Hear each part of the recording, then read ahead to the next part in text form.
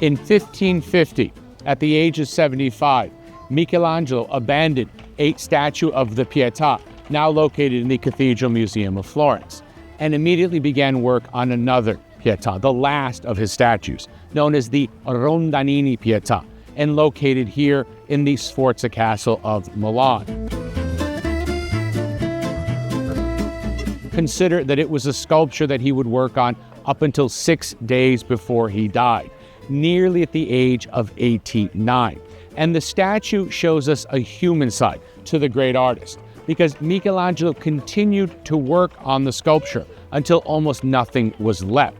At one point, decapitating the Virgin Mary and carving another head. At another point, cutting off the original legs of Jesus Christ. And the impression that we get from this statue was that perhaps Michelangelo thought that as long as he continued to work, he'd be able to hold off death.